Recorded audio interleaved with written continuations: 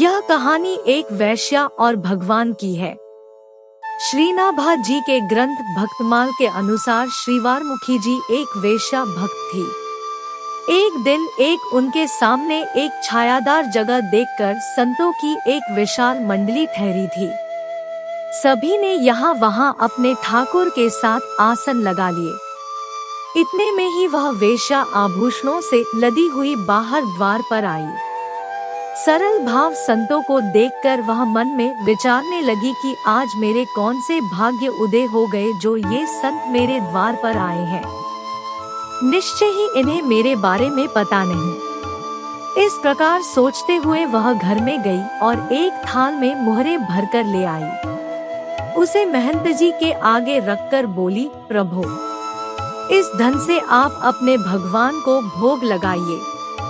ये कहते हुए प्रेमवश उनकी आंखों में आंसू आ गए। ये देख श्री महंत जी ने पूछा कि तुम कौन हो। ये सवाल सुनकर वह चुप हो गई। उसे चिंता में देखकर श्री महंत जी ने फिर कहा कि तुम बेझिझक अपने मन की बात कहो। तब वीरमुखी जी ये कहकर संत के चरणों में गिर पड़ी कि मैं वेश्या हूँ। फिर कुछ संभल कर प्रार्थना की कि प्रभु, धन से मेरा भंडार भरा हुआ है, आप कृपा कर इसे स्वीकार कीजिए। यदि आप मेरी जाति का विचार कर धन नहीं लेंगे तो मैं जीवित नहीं रह सकूंगी।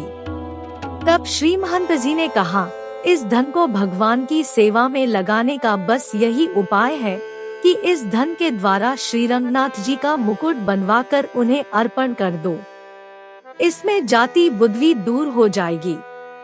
श्री रंगनाथ जी उसे स्वीकार करेंगे।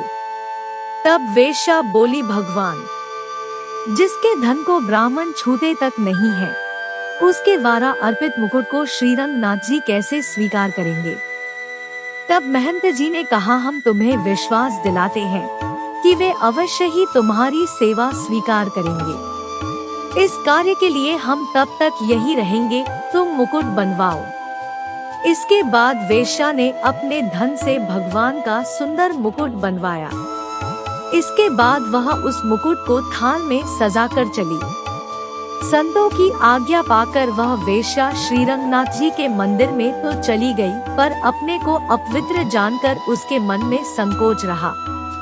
संतों के कहने पर बड़ी मुश्किल से वह लजाते हुए दीन भाव से श्री रंगनाथ जी के पास पहुंची। जहां उसने जैसे ही हाथ में मुकुट लेकर भगवान का पहनाना चाहा, वैसे ही श्री रंगनाथ जी ने उसे धारण करने के लिए अपना सिर झुका दिया। इसके बाद तो लोग भक्त व भगवान दोनों की जय जयकार करने लगे। भक्त और भगवान के लिए चैनल को लाइक और सब्सक्राइब करना तो बनता है।